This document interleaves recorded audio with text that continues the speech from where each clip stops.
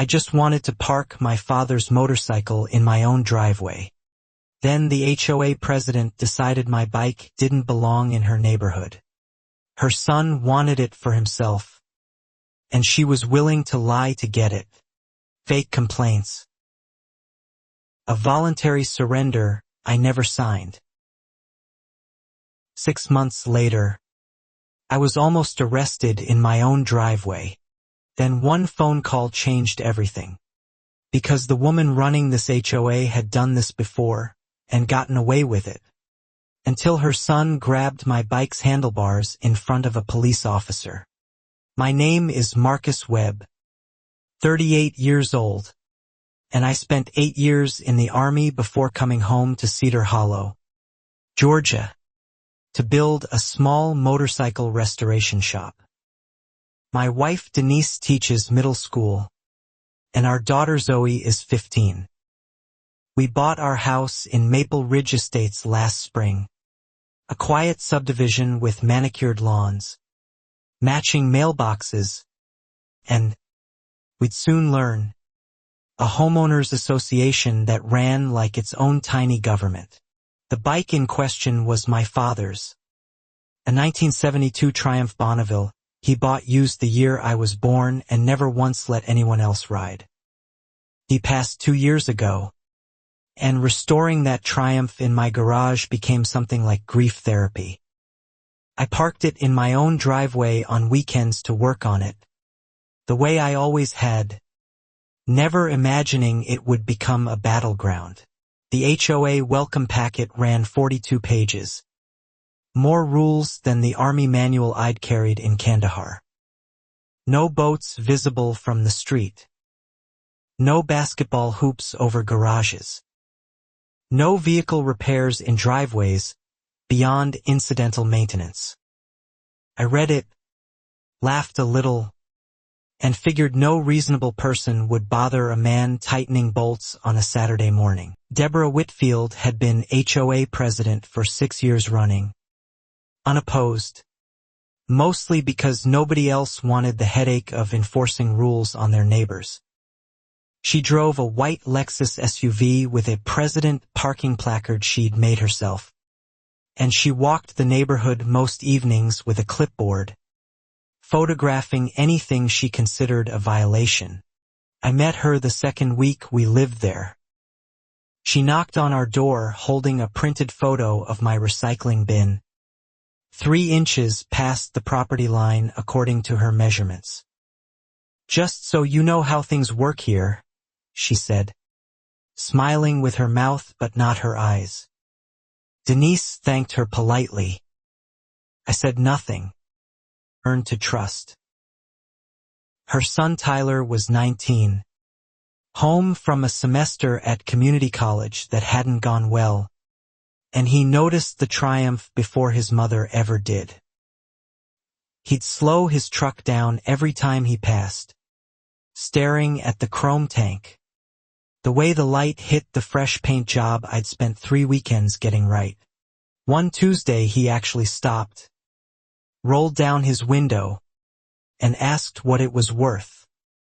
I told him it wasn't for sale, that it belonged to my father before me.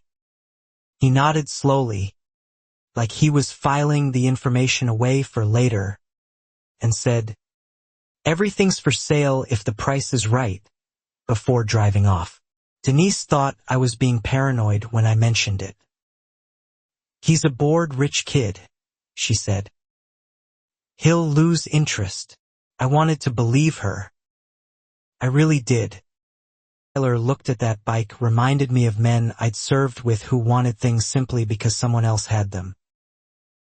The HOA newsletter that month included a new vehicle visibility guideline, vague enough to mean whatever the board wanted it to mean.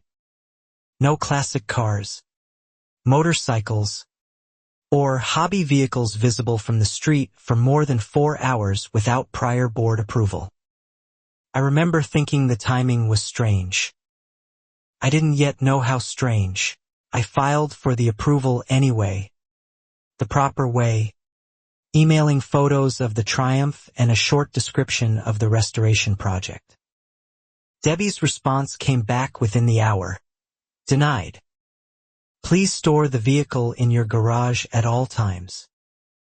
My garage already held 2 cars, a workbench, and Zoe's bicycle collection. There wasn't room. I appealed in writing, citing 3 other houses on my street with boats, campers, and a half-disassembled Corvette sitting out in plain view for months. No response came. I got a certified letter instead, informing me of a $500 fine for unauthorized vehicle display, effective immediately. No further explanation offered. Zoe, 15 and sharper than any of us gave her credit for, started keeping a notebook.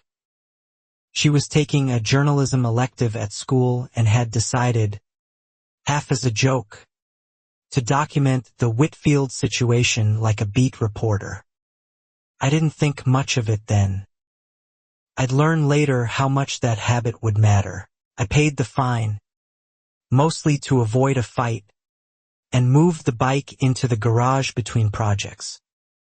But I noticed Tyler's truck still slowing near our house even when the Triumph wasn't visible, idling a beat too long before pulling away, like he was checking whether it was still there at all. At the next HOA meeting, I raised my hand and asked, politely, why the Corvette 2 streets over hadn't received a single fine in 8 months. Debbie's smile didn't move. Every case is evaluated individually, she said, and moved on to the agenda item about mailbox paint colors before I could ask a follow-up question. Denise started noticing it too. The way conversations at the mailbox went quiet when Debbie walked by. The way other neighbors would apologize for things before she even opened her mouth. She's been running this place like her personal kingdom for years, one neighbor whispered to us. Nobody fights her. I should have listened harder to that warning. Instead, I kept working on my father's motorcycle in the small windows the rules allowed, telling myself that if I just followed every letter of their endless handbook, they'd have no reason left to bother me. I had no idea the real target had never been the bike. It was me. The first real incident happened on a Thursday night in October. I came out to the garage at 6 a.m. to find my tool cabinet knocked over, wrenches scattered across the concrete, and a long scratch gouged into the Triumph's fresh paint job, right along the tank I'd spent weeks getting perfect. I called the police to file a report, more out of instinct than expectation, since nothing appeared to be stolen. The officer who came was polite but clearly bored, jotting notes about a scratched fender like it was a fender bender in a parking lot instead of what it actually felt like, an invasion. 2 days later, Debbie showed up at my door again, this time with a different tone entirely. She'd heard there had been some kind of incident in my garage, and she wanted to remind me that HOA bylaws required residents to report any safety concerns to the board within 24 hours, not just the police. I told her I'd call the police first and the board second, every single time, and watched something flicker across her face that wasn't concern at all. It looked more like disappointment, the specific disappointment of someone whose plan hadn't unfolded exactly the way she'd expected it to. A week after that, an anonymous complaint appeared in the HOA portal, claiming my garage door had been left open past 10 p.m. multiple nights, a supposed violation of quiet hours and property security standards. The complaint included a photo, taken from an angle only possible from directly across the street, at Whitfield's house. I requested the security camera footage from the community's shared cameras near the mailbox cluster to see who'd actually been near my garage that night. Debbie, as HOA president, controlled access to that footage. My request was under review for 3 weeks, then quietly denied for resident privacy reasons that applied, apparently, only to me. Zoe's notebook grew thicker. She started timestamping every visit from Debbie, every letter, every fine, cross-referencing dates with the neighborhood group chat where other residents occasionally vented about similar treatment. A pattern was forming. One board member's harassment against specific households, though none of us could yet prove intent. Tyler started parking his truck directly across from our driveway some evenings, engine running, doing nothing in particular except watching. Denise asked him once if he needed something. He just shrugged and said he liked the street's view better from that spot, then smiled in a way that made her lock the front door that night. The second fine arrived, this one for $800, citing repeated unauthorized display of a hobby vehicle and failure to comply with prior board directives. I appealed again, formally this time, with photographs of 5 other homes violating identical rules without a single fine issued against any of them in the HOA's records. The appeal hearing lasted 4 minutes. Debbie chaired it herself, alongside 2 board members who barely looked up from their phones. My evidence about the other homes was dismissed as not relevant to your specific case. The fine stood. I paid it again, feeling something harden in my chest that hadn't been there before. That night, Denise asked me directly if I wanted to just sell the Triumph and avoid the fight altogether. I told her that motorcycle was the last project my father and I ever talked about doing together, before the stroke took that conversation away from us. Selling it felt like losing him twice. She understood. Word started reaching us through the neighborhood grapevine that Tyler had been telling friends he was getting a badass vintage bike soon. Specific enough that a coworker of mine, whose son ran in the same social circle, mentioned it to me directly, thinking it was just interesting neighborhood gossip. It landed very differently in my chest.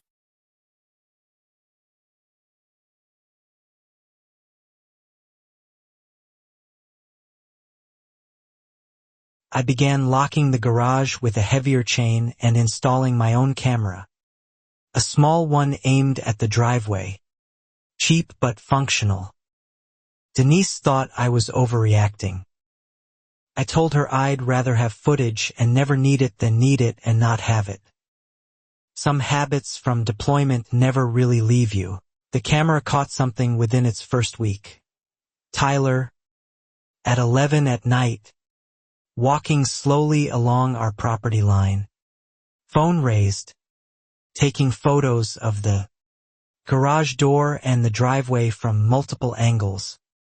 The kind of documentation someone does when they're planning something rather than just being curious. I brought the footage to the next HOA meeting, expecting at minimum an acknowledgement that something inappropriate was happening. Debbie watched the clip once. Expression unreadable, then said her son was probably just interested in vehicles, and that my camera itself might violate neighbor privacy expectations under the community's surveillance policy. I left that meeting understanding, finally, that there would be no fair process here, no neutral referee. The board wasn't going to protect me.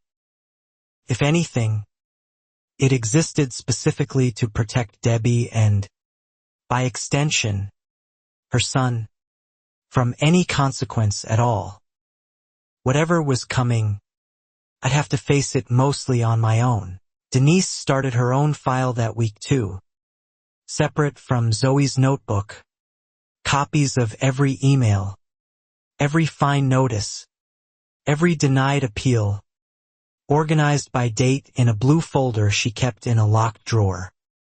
If this ever goes to court, she said, I want it airtight.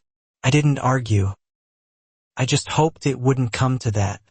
Other neighbors started approaching us quietly, one by one, almost like defectors crossing over during a siege. The Alvarez family 2 doors down had been fined for a garden gnome collection Debbie called visual clutter. An elderly widow on Birchwood Lane had been threatened with a lien over a wheelchair ramp she needed for her husband. Each story followed the same shape. An arbitrary rule invoked, applied unevenly, appealed uselessly, paid reluctantly. Nobody had fought back successfully in 6 years. Not because Debbie was always right, but because fighting an HOA board cost money and time most working families simply didn't have to spare on principle. I started digging through old HOA meeting minutes, publicly available in the community portal, going back to when Debbie first became president. The election that year showed only 19 votes cast in a neighborhood of over 200 homes, an unusually low turnout for what should have been a contested race. A retired accountant on my street, Mr. Halloway, mentioned almost in passing that he remembered the ballots that year never actually being counted in front of residents, just tallied privately by the outgoing board and announced the next morning. Nobody had questioned it then. Nobody had reason to yet. I filed a formal records request for the original ballot count from that election, citing the HOA's own bylaws requiring transparency in board elections. The request disappeared into the same void every other inconvenient request of mine had gone. Debbie seemed understood exactly which procedures to ignore and which to weaponize. Tyler approached me directly on a Sunday afternoon, leaning against my mailbox with a friend I didn't recognize. "I'll give you $2,000 for the bike," he said, like he was doing me a favor. I told him it wasn't worth selling at any price, that it wasn't really mine to sell in the first place. He laughed, short and humorless. "Everything's got a price, old man. You just haven't figured out yours yet." His friend snickered. I closed the garage door without answering and went inside, hands steadier than I expected, though my jaw ached afterward from how hard I'd been clenching it without noticing. That evening, Zoe told me she'd overheard Tyler telling his friend the Triumph was basically already his, that his mom was handling it through the HOA so he wouldn't even have to pay for it. 15 years old. And she delivered that information with more composure than I managed to hold on to for the rest of the night. The next fine notice arrived within days. This one accusing me of a structural modification to my garage without board approval, referring to the small security camera bracket I'd installed. $1,200. I paid it silently, documenting everything, feeling the walls of their system closing tighter around a simple motorcycle.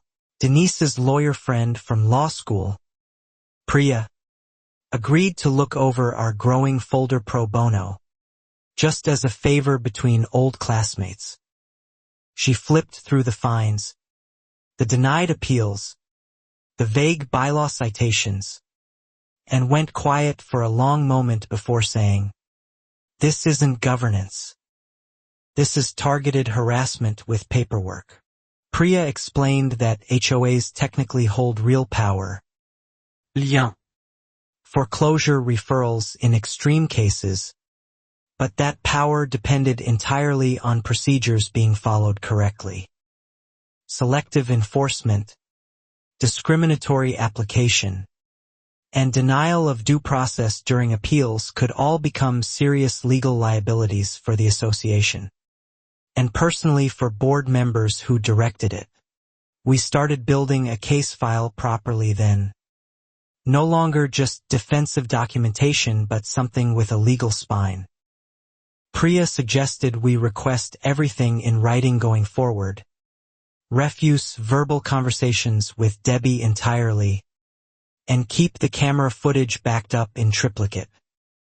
Assume this ends up in front of a judge, she said. Debbie seemed to sense the shift in us. The new formality in our emails. The careful paper trail replacing casual neighborly interactions. Her visits stopped. More clinical, citing specific bylaw numbers instead of vague concerns. It felt less like harassment now and more like a war being fought on paper. A neighbor from her previous subdivision reached out through the community Facebook group, having seen Zoe's post asking whether anyone had HOA horror stories to share for her school project. She did this exact thing to a family before you, the woman wrote. Over a boat, not a bike. They moved away within a year. I called that woman directly. Her name was Renata, and she described almost the identical pattern. Selective fines, denied appeals, an HOA president who happened to have a teenage son fixated on someone else's property. The family, exhausted, sold their house at a loss rather than keep fighting. Debbie had simply moved neighborhoods afterward. That call changed something in me. This wasn't a one-time overreaction to a motorcycle in a driveway. It was a pattern, deliberate and repeated, dressed up in HOA bylaws so it looked like community standards instead of what it actually was. A mother helping her son take things that belonged to other people. I brought Renata's account to Priya, who immediately saw its value. A documented pattern of behavior across two different HOAs strengthened any future legal claim significantly, especially if we could get her willing to put her account in writing, sworn if necessary, connecting the dots between what happened there and what was happening to us now. Debbie, unaware of Renata's call, escalated again that week, filing a lien notice against our property for unpaid association fees, a total that mysteriously included fines I had documentation of already paying in full, receipts and bank statements included. It felt less like an accounting error and more like a message being sent. I brought every receipt to the HOA office in person, laid them across the folding table in front of two board members who wouldn't quite meet my eyes. They mumbled something about a clerical error and promised to correct it. The lien notice, somehow, still didn't officially clear from county records for another 6 weeks. Zoe's teacher, reading her ongoing journalism project, encouraged her to reach out to the local paper's community reporter, thinking the story had real substance beyond a school assignment. Zoe hesitated at first, worried it would make things worse for our family, but eventually sent a cautious email describing the pattern without naming anyone directly yet. The reporter, a woman named Carla Jennings who covered local government and community disputes, wrote back within a day, intrigued enough to ask for a phone call. Zoe handed me her notebook that night, cheeks a little pink with pride and nerves. I didn't tell her everything, she said. I wanted you to. I sat with Denise that night deciding how much to share with a reporter, weighing the risk of retaliation against the possibility that public attention might finally force some accountability onto a board that had ignored every private appeal we'd made. In the end, we decided cautious transparency was better than silent suffering. Meanwhile, the camera in the garage kept recording quiet, unsettling footage. Tyler again, later that same week, this time trying the garage's side door handle twice before walking away when a car passed. It wasn't proof of intent to steal, not legally, but it was proof of something no reasonable person could call innocent curiosity. I filed a police report again, attaching the footage this time. The officer who took it, a younger patrolman named Reyes, watched the whole clip twice, jaw tightening. "I'll flag this," he said. "But without a break-in or theft, there's not much we can charge yet." I understood. I hated understanding it. The fine notices kept coming regardless. An almost mechanical rhythm now. One every 10 to 14 days. Each citing some technicality I'd either already corrected or that didn't apply to my situation at all. Priya began cataloging them as evidence of bad faith enforcement, a phrase that would matter enormously later on. At the next HOA meeting, a normally quiet neighbor named Frank Delgado stood up unprompted and asked the board directly why my family seemed to be receiving fines at triple the rate of anyone else in the subdivision. The room went uncomfortably still. Debbie's answer, something about documentation frequency, satisfied absolutely no one present. More residents spoke up after Frank, encouraged by the crack finally showing in Debbie's usual control of the room. Stories poured out, small ones, petty ones, that suddenly looked much bigger stacked together than they ever had individually. Debbie adjourned the meeting 20 minutes early, visibly rattled for the first time I'd seen. Tyler waited for me in the parking lot afterward. Alone this time. No friends around to perform for. "You're making this way harder than it needs to be," he said quietly. "Just sell me the bike and all this goes away." I asked him plainly if he was threatening me. He didn't answer. That smile stayed with me longer than any of his words had. It was the specific smile of someone who'd never once faced real consequences for anything. Someone who assumed the world simply rearranged itself around his wants eventually, the way it apparently always had before, thanks to a mother willing to bend any rule for him. Carla Jennings called again, this time asking permission to file a records request of her own with the county regarding HOA lien filings and election documentation. Standard journalistic procedure that carried far more institutional weight than anything I could request as a mere resident being targeted. We agreed, cautiously optimistic something might finally move. Within days, something small but telling surfaced. A forensic auto shop, contacted independently by Priya as part of our legal file building, examined photos of the scratch on my Triumph's tank and matched the paint transfer to a specific truck bed liner coating, the same distinctive off-brand coating used on Tyler's pickup truck. It wasn't conclusive proof by courtroom standards, but it was enough to shift my understanding of that first vandalism entirely. The scratch hadn't been random damage or opportunistic mischief.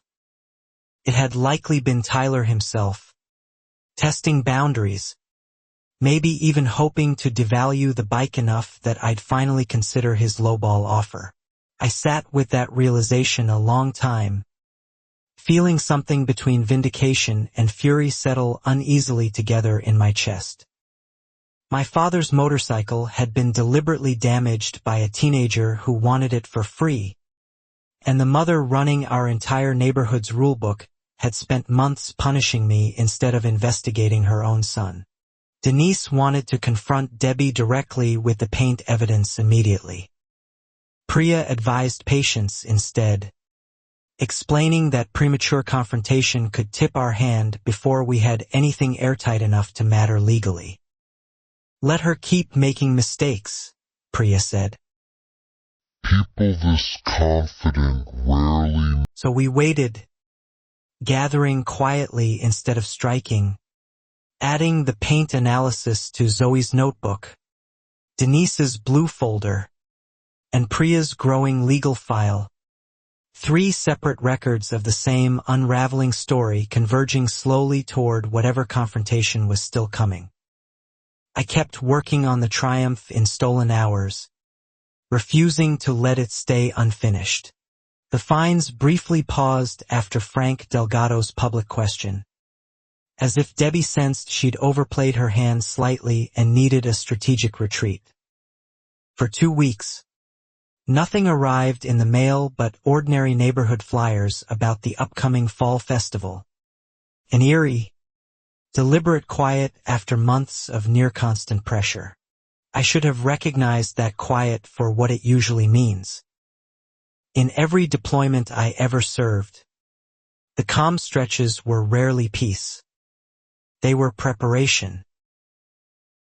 She was simply regrouping, recalculating her approach after realizing the direct route through fines and liens wasn't going to work fast enough for her. Renata, our contact from Debbie's previous HOA, agreed to put her account in writing, a signed statement describing the boat, the fines, the son who'd wanted it, and the family's eventual departure. Priya filed it carefully alongside everything else, building what she now called, only half-jokingly, a pattern-of-life case file. Carla's records request with the county turned up something small but sharp. The original 2019 HOA election Debbie won had, in fact, listed only 19 ballots counted, exactly as Mr. Holloway remembered, despite association bylaws requiring a minimum quorum of 40 homeowner votes to certify any board election as valid. That discrepancy alone, if verified and made public, could theoretically invalidate every decision Debbie's board had made for 6 years. Every fine, every lien, every denied appeal. It was a legal landmine buried quietly under her entire reign, and none of us yet knew exactly when, or how violently, it would finally go off. For a few weeks, life almost felt normal again. Zoe helped me polish the Triumph's chrome on Saturday mornings, learning the names of parts she'd never cared about before, laughing when I told her stories about riding with my father down back roads outside Macon when I was barely older than her. Denise planted mums along our front walkway for the fall festival, humming under her breath the way she always did when things felt lighter. We even went to the festival itself, walking past Debbie's booth selling raffle tickets for the Community Beautification Fund, exchanging nothing more than tight, polite nods across the crowd. Frank Delgado stopped by one evening with a six-pack, sitting on our porch steps talking motorcycles, a subject he apparently knew far more about than I'd expected from a man who mostly kept to himself. "You're not the first person she's gone after," he said quietly. "But you might be the first who's actually fighting back smart." I told him about Renata, about the ballot discrepancy, about Priya's file slowly building into something with real weight.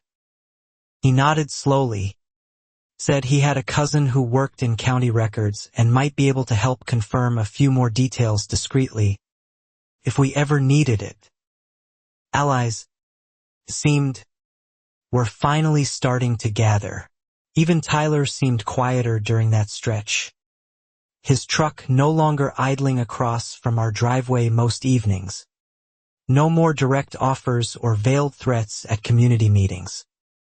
Denise wondered aloud if maybe, somehow, they'd simply lost interest, moved on to some other fixation the way bored, entitled young men sometimes did. I didn't believe it. Not really, but I let myself enjoy the quiet anyway, finishing the Triumph's engine rebuild late one Saturday night. The satisfying click of everything finally seating correctly after months of careful work. My father would have loved hearing that engine turn over clean for the first time in years.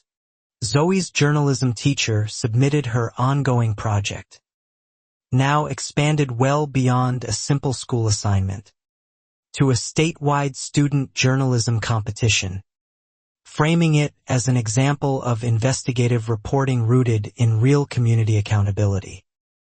Zoe was thrilled and terrified in equal measure, Suddenly aware her quiet notebook had become something much bigger. Carla published a small, careful article in the local paper about questions surrounding HOA governance practices in several county subdivisions, mentioning Maple Ridge Estates, generally without naming Debbie directly yet, testing the waters, gauging what kind of response the community itself might have to seeing its own patterns reflected back in print. The response was immediate and larger than any of us expected. Comments poured in online.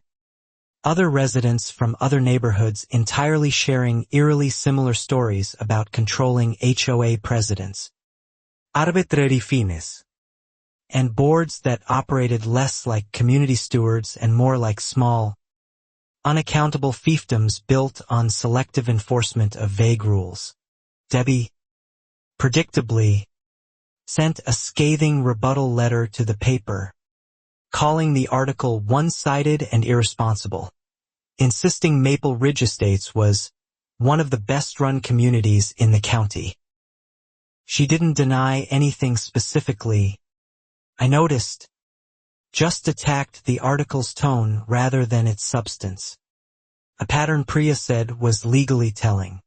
I finally took the Triumph out for its first real test ride since finishing the rebuild. Early on a Sunday morning before the neighborhood woke up, engine rumbling smooth and steady beneath me the way it used to when my father rode it. For a few miles, none of the HOA nonsense existed at all. Riding back into the neighborhood, though, I noticed Tyler's truck parked differently than usual, angled to give a clear, unobstructed view straight down my driveway. Engine off. Him sitting inside with his phone raised, recording me as I pulled in and killed the engine in front of my own garage. I didn't say anything to him. I just walked into the garage, closed the door, and told myself the quiet stretch had simply been the eye of a storm rather than its actual end. The way things sometimes go still right before they get loud again in ways nobody's quite ready for. That instinct, unfortunately, turned out to be exactly right. Within days, everything that had been quietly building underneath the surface for months, the paint evidence, the ballot discrepancy, Renata's statement, Tyler's growing obsession, would all start colliding at once, faster and harder than any of us had braced ourselves to handle. The next blow arrived by certified mail, a legal notice claiming I had signed a voluntary vehicle relinquishment agreement, surrendering the Triumph to HOA custody due to repeated bylaw violations and unresolved association debt. Attached was a signature page bearing what looked, at a careless glance, almost exactly like my handwriting.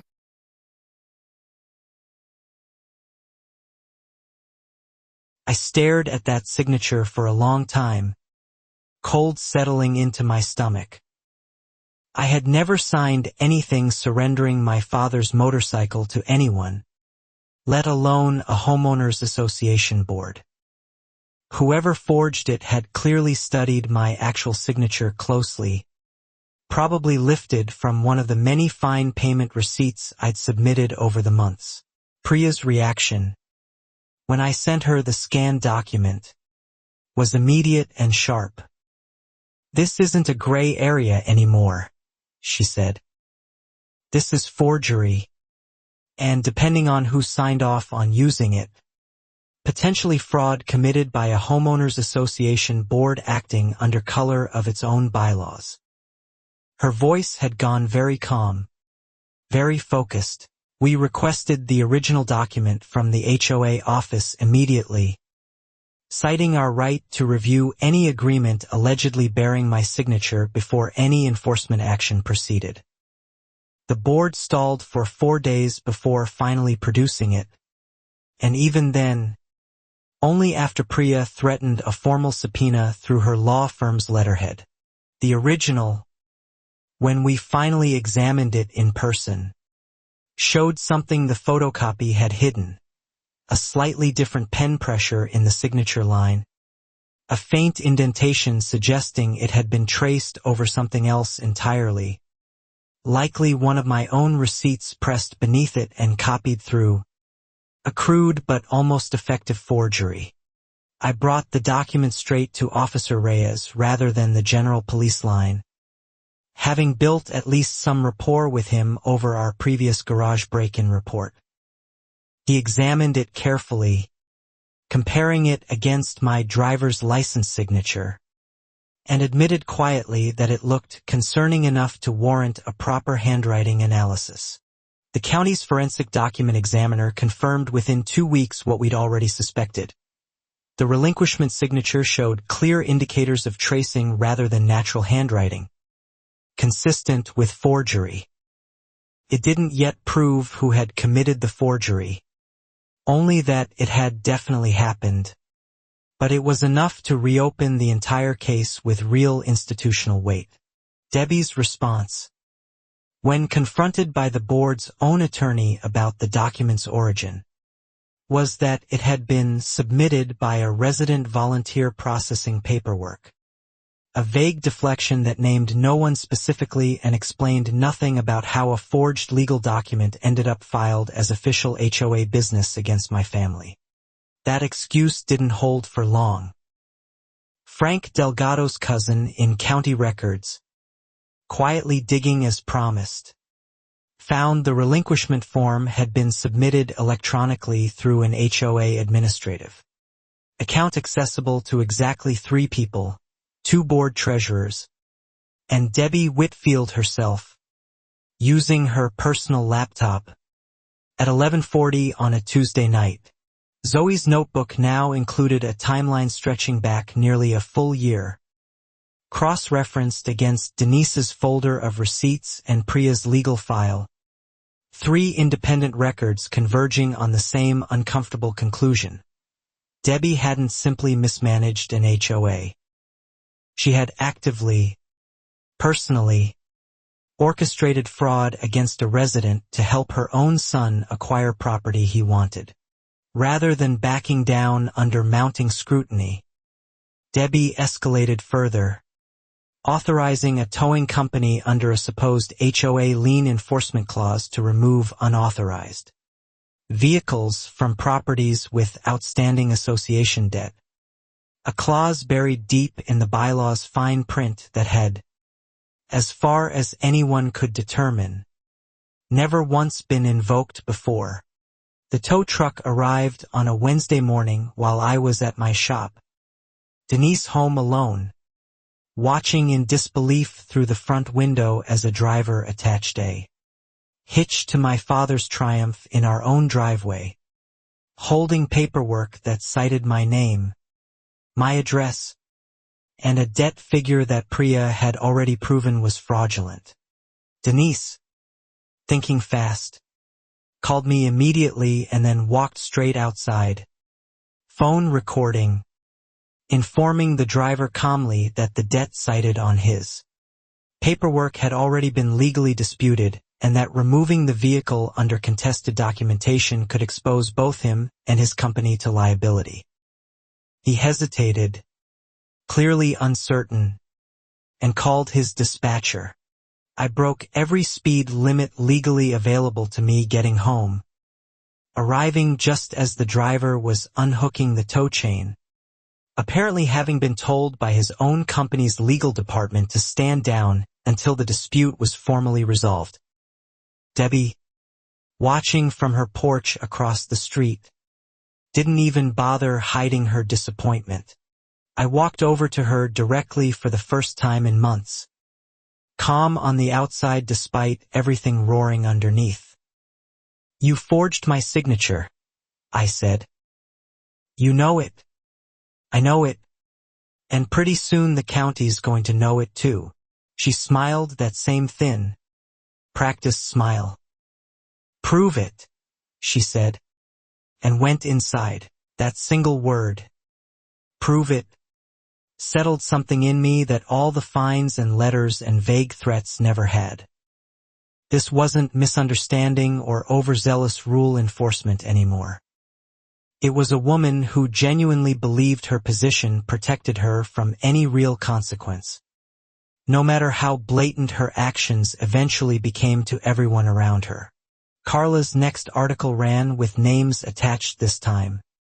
County editors having reviewed the forged document evidence and forensic report PREA provided under proper journalistic sourcing standards. HOA president accused of forgery in motorcycle dispute ran above the fold in the county section, alongside Renata's earlier account from Debbie's previous neighborhood. The community reaction exploded far beyond anything the earlier general article had produced. Other residents came forward publicly now, no longer anonymous commenters but named neighbors describing their own finds, their own denied appeals, their own quiet fear of a woman who apparently controlled far more of their daily lives than any HOA president reasonably should. 2 board members resigned within 48 hours of the article, one releasing a brief statement admitting he'd signed off on decisions without adequate independent review. Language PREA read as a thinly veiled attempt to distance himself from Debbie before any legal liability landed squarely on the board as a whole. The county clerk's office, prompted by Carla's earlier records request, announced a formal review of the 2019 HOA election results, citing the 19-ballot discrepancy against the association's own quorum requirements. If the election was ruled invalid, every decision Debbie's board had made since could theoretically be challenged as improperly authorized. Debbie, cornered on multiple fronts at once, chose escalation over retreat, the same instinct I'd already learned to expect from her by then. She filed a defamation threat against Carla's newspaper, against Renata personally, and, almost unbelievably, against me for spreading false accusations damaging her reputation within the community. PREA laughed out loud reading that letter, the first genuinely amused sound I'd heard from her in weeks. "She's threatening a defamation suit," she said, "over accusations we can prove with a forensic document examiner's report and her own HOA login records. This isn't strategy anymore. This is panic dressed up as confidence." Tyler, meanwhile, seemed to be unraveling in his own way, showing up uninvited at the shop where I worked, standing near the entrance without coming inside, watching through the front window until one of my employees asked if he needed help with something.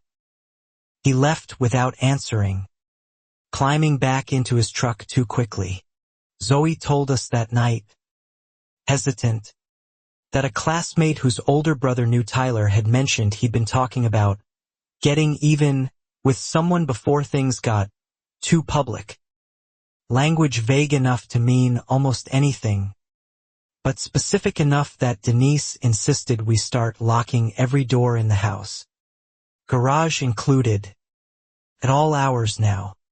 I installed a second camera covering the side yard, extending our coverage well beyond just the driveway, and started parking the Triumph fully inside the garage overnight, regardless of HOA visibility rules, reasoning that whatever fine they issued mattered far less now than whatever Tyler might attempt if given an easy opportunity. The county's election review moved faster than expected, aided significantly by Frank Delgado's cousin quietly pulling original certification paperwork that showed the 2019 results had never actually been properly filed with the county at all, meaning Debbie's entire 6-year presidency had technically existed on legal grounds thinner than any of us initially realized.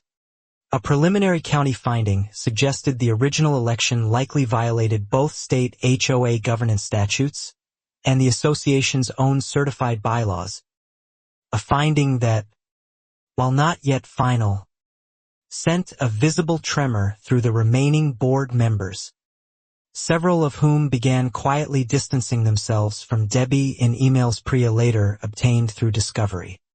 Debbie called an emergency community meeting, standing at the podium with a composure that seemed almost brittle now, insisting the entire situation was a coordinated smear campaign, orchestrated by disgruntled residents with personal vendettas. Nobody in the packed room, notably, looked convinced anymore. Not even the neighbors who'd once trusted her completely.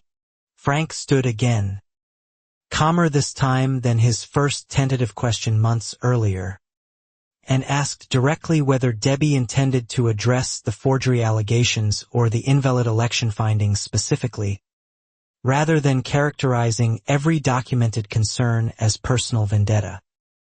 Debbie's answer, a long pause followed by no further comment, told the room everything. I watched her that night, standing at a podium she might legally never have been entitled to occupy, defending a position built on an uncertified election, weaponized against families, like mine through forged documents and selectively enforced fines, and felt something I hadn't expected. Not triumph yet, but something close to relief, like pressure finally releasing. Tyler wasn't at that meeting, and his absence felt louder than his usual presence somehow. Denise mentioned she hadn't seen his truck around the neighborhood in 3 days, an observation that should have felt reassuring but instead left a low, persistent unease none of us could quite articulate or shake off entirely. That unease proved justified 2 nights later. Our new side camera caught Tyler at nearly 1 in the morning, moving along the fence line toward the garage, carrying what looked like bolt cutters, moving with none of his previous casual bravado, but with the deliberate, focused urgency of someone who'd finally decided to stop asking. I woke Denise immediately, called the police, and watched the live camera feed on my phone as Tyler tested the garage's side lock, unaware I was watching every movement in real time from our bedroom window, my heart hammering in a way it hadn't since certain nights overseas I'd spent years trying not to think about. He didn't manage to breach the lock before headlights swept across the yard. A patrol car arriving faster than I'd dared hope. Officer Reyes himself behind the wheel, having apparently flagged our address for priority response given everything already documented in our growing case file over the preceding months. Tyler bolted the moment he saw the lights, but Reyes caught him within a block, bolt cutters still in hand. No coherent explanation for why he'd been on our property at that hour with tools clearly meant for cutting through a lock he had no legal right to be anywhere near in the first place. It wasn't quite the full confrontation that would eventually end everything.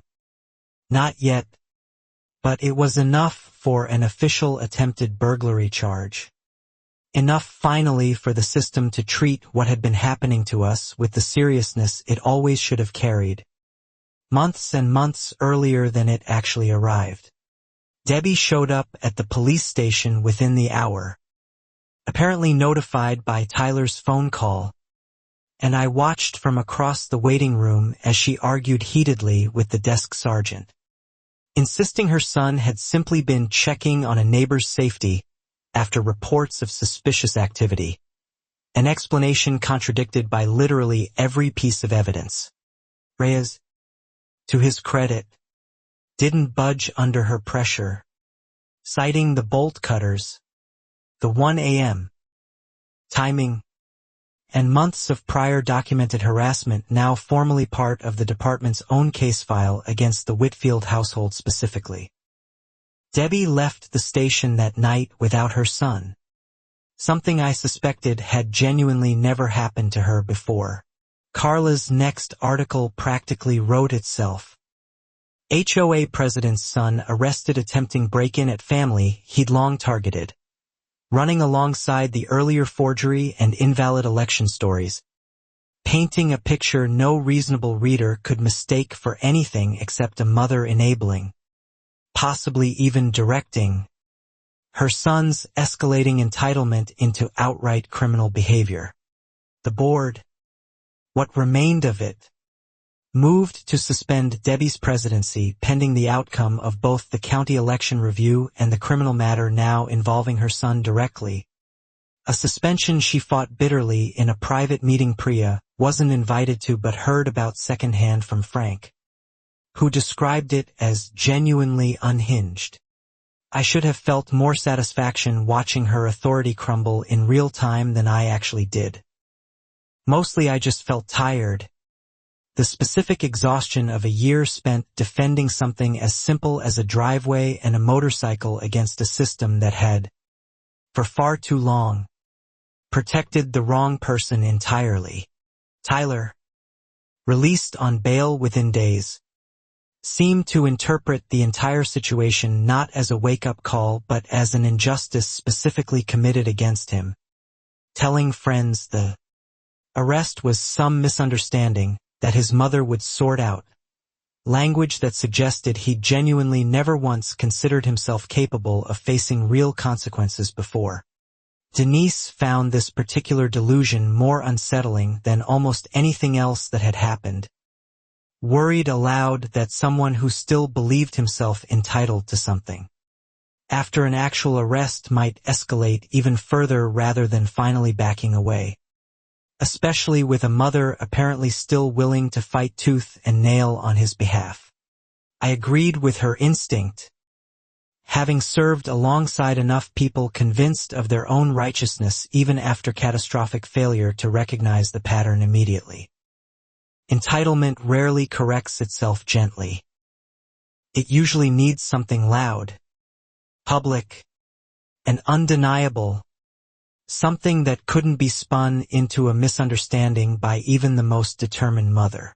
Priya, meanwhile, filed a formal civil complaint on our behalf against the HOA board and Debbie personally, citing forgery, fraudulent lien filing, selective and discriminatory enforcement, and now, given the arrest, a pattern of behavior suggesting the board itself had potentially enabled criminal conduct through months of unchecked authority and cover. The complaint named specific damages, the fraudulent fines paid, legal fees accrued, and emotional distress documented through Denise's own therapist appointments she'd quietly started attending months earlier, something she hadn't fully told me about until reviewing the complaint draft together at our kitchen table late one night. Learning that detail hit me harder than almost anything else in the entire ordeal. I'd been so focused on protecting the physical motorcycle, my father's memory made metal and chrome, that I hadn't fully registered how much quieter damage this drawn-out war had been doing to my wife underneath her steady, composed exterior the whole time. I told her that night, plainly, that whatever happened next with the lawsuit or the county review, protecting her and Zoe mattered infinitely more to me than any motorcycle ever could. That I'd have sold the Triumph the very first week if I'd understood sooner how deep this fight was actually cutting into her.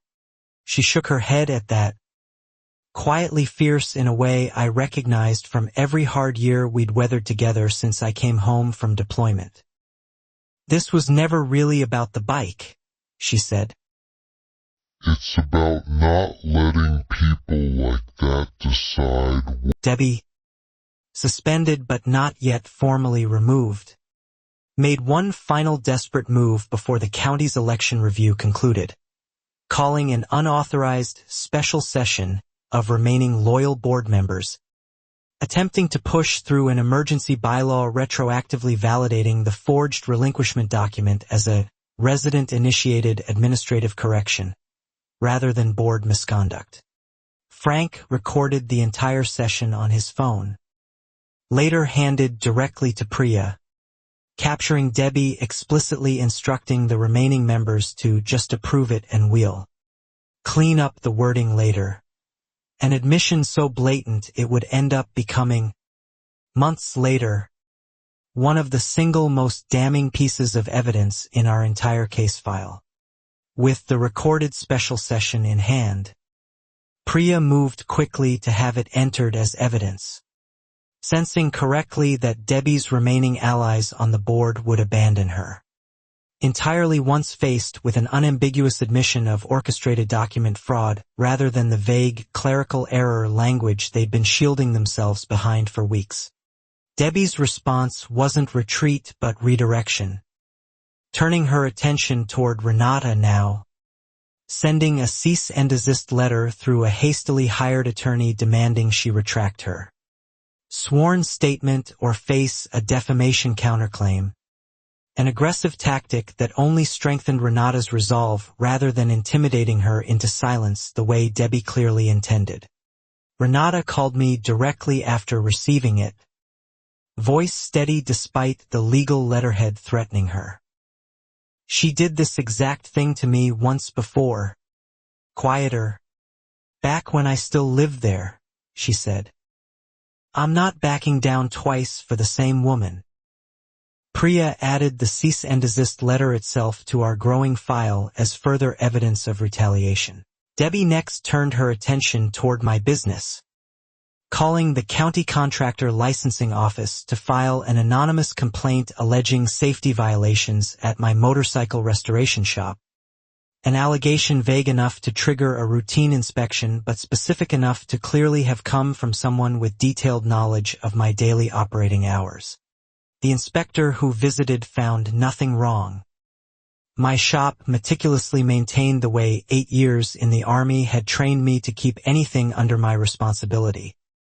But the disruption cost me half a workday and left my employees rattled, wondering aloud who exactly was targeting our small business and why with such specific persistence.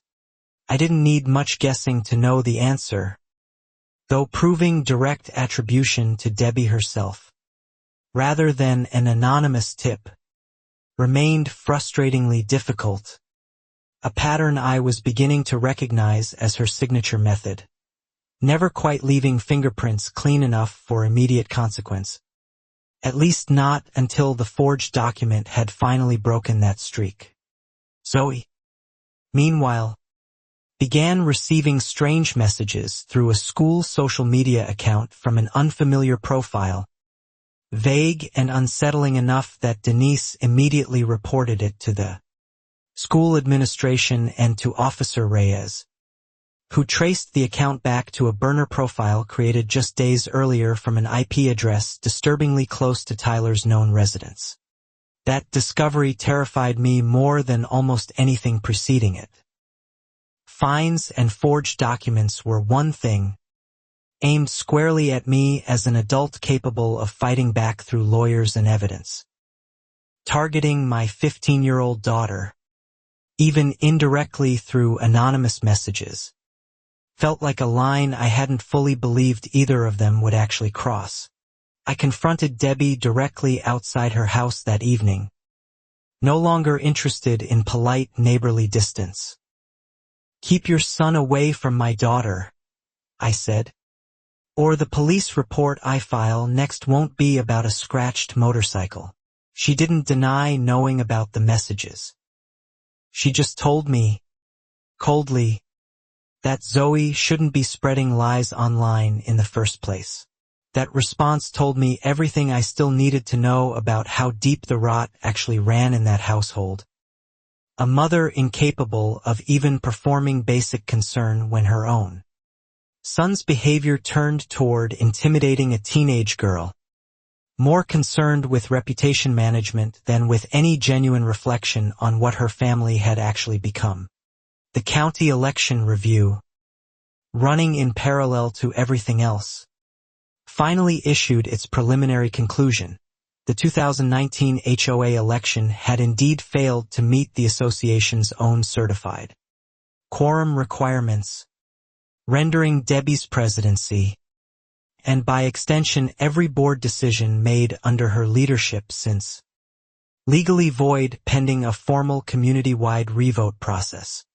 The news landed like a controlled detonation across the neighborhood group chat, residents who'd quietly resented Debbie's authority for years suddenly feeling emboldened enough to say so publicly, organizing informally toward electing an interim board that included, notably, both Frank Delgado and, somewhat to my surprise, Denise herself, nominated by 3 separate neighbors independently. Debbie, facing the collapse of both her legal standing and her public reputation simultaneously, grew visibly more erratic in the days following that ruling, showing up uninvited at the impromptu community meeting organizing the interim board, shouting that the process was illegitimate, despite the county's own findings directly contradicting her continued claim to authority.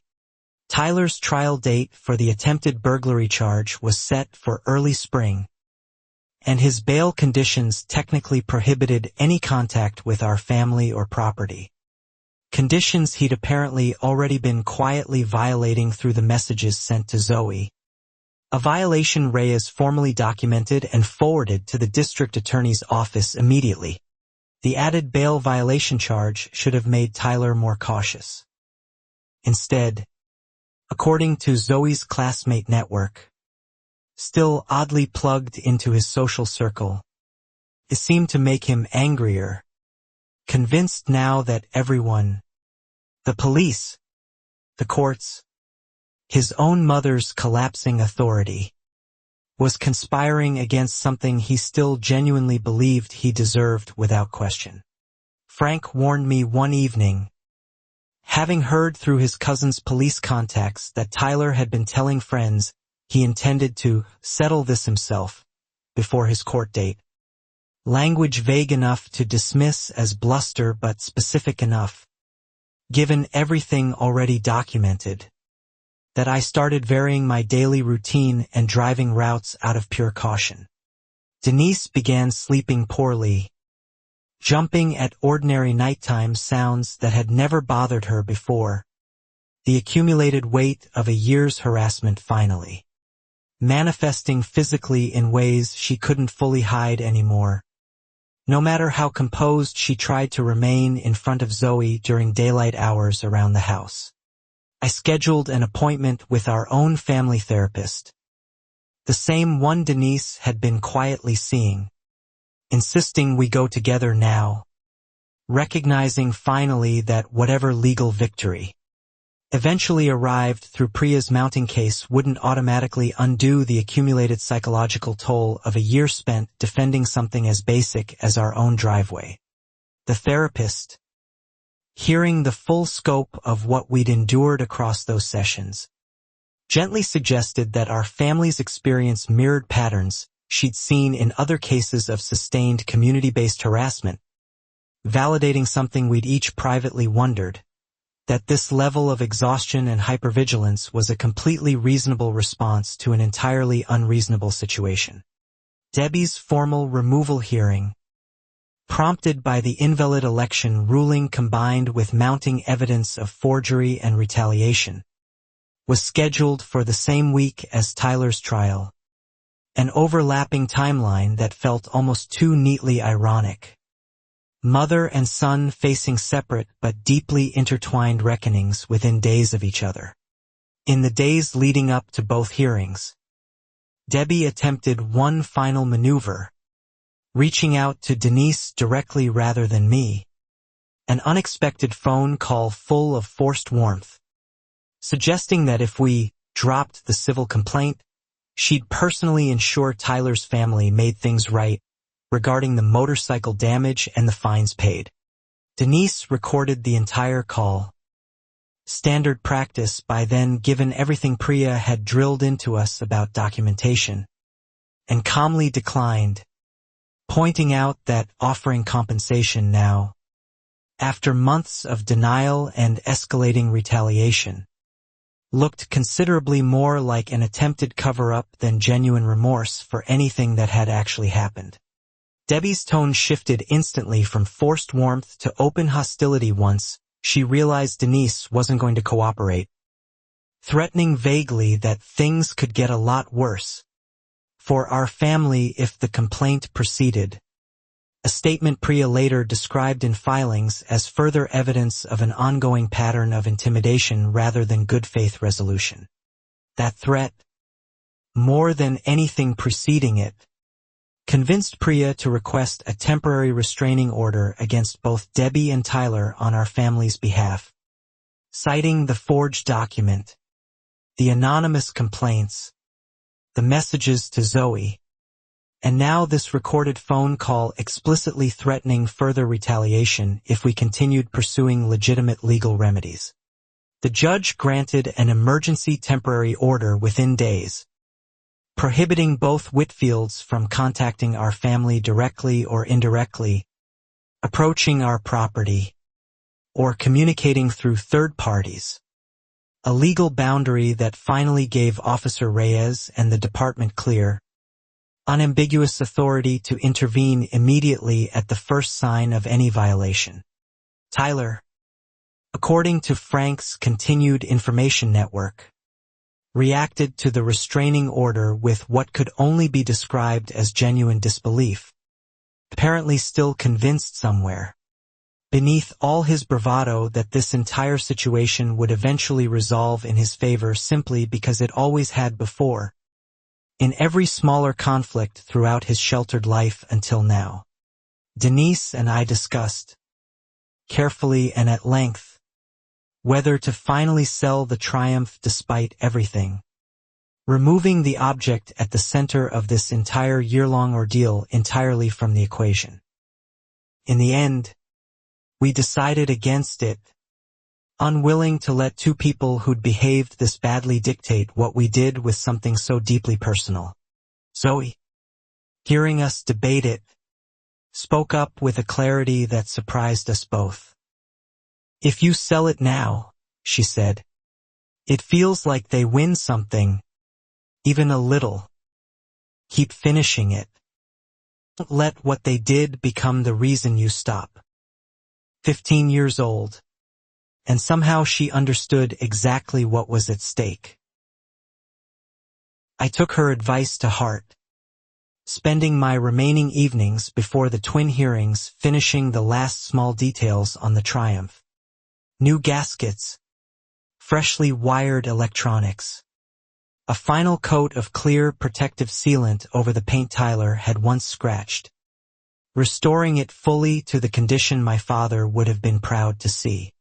The night before Debbie's removal hearing, our security camera caught Tyler's truck slowly circling the block twice, engine idling far longer than casual driving would explain, clearly testing whether the restraining order's boundaries would actually be enforced or whether, like so many previous rules in his life, it existed mostly on paper.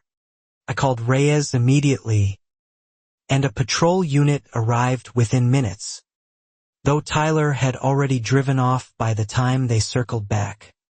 No direct violation captured clearly enough for immediate arrest, but enough documented activity to add another data point to what was quickly becoming an unmistakable pattern of escalating, reckless disregard for legal boundaries.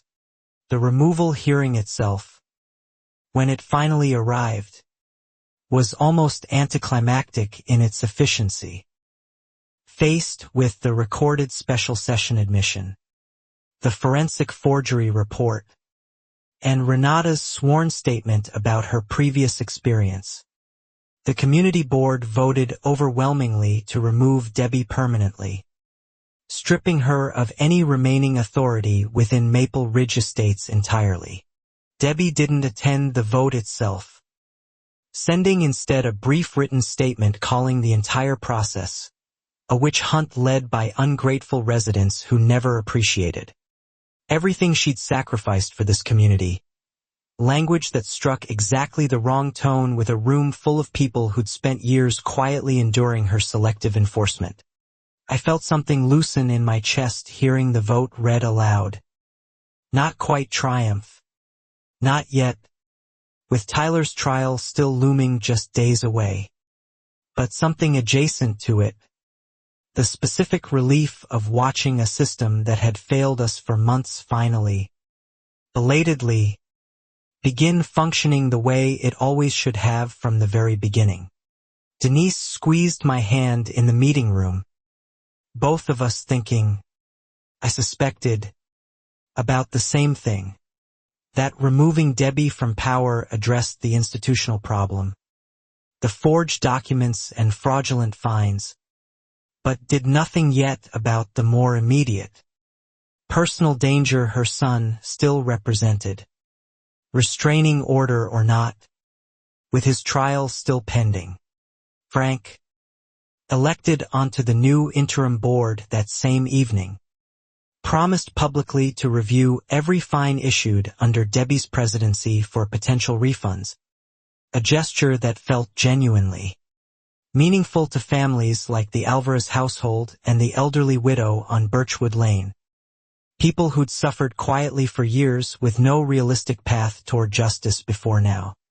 Renata sent a short message that night, having followed the outcome online through Carla's continued coverage. I wish someone had fought back like you did when it happened to us, she wrote. Maybe if we had, she never would have gotten the chance to do this to your family at all. I didn't have a good response for that. 2 days before Tyler's trial, Priya received notice that his defense attorney was pursuing a plea deal, hoping to minimize consequences given the restraining order violations, the bolt cutters, and now the added weight of his mother's public removal casting an unflattering institutional shadow over the entire Whitfield family's credibility with the court. I told Priya I wasn't interested in a lenient plea deal. Not after everything. Not after the forged signature, the anonymous complaints, the messages sent to my 15-year-old daughter, and the slow, deliberate campaign of intimidation that had cost my family a year of sleep, safety, and peace over something as simple as a motorcycle. She understood completely, having watched the toll this entire ordeal had taken on us as closely as anyone outside our immediate family. We'll push for the strongest available consequences the court allows, she said. But ultimately the DA's office decides how hard to fight for that in court. Not us directly. The night before the trial, unable to sleep, I sat in the garage running my hand along the Triumph's finished tank, thinking about my father, about how a simple restoration project meant to honor his memory had somehow become the center of a year-long battle against fraud, forgery, and one family's relentless, entitled greed.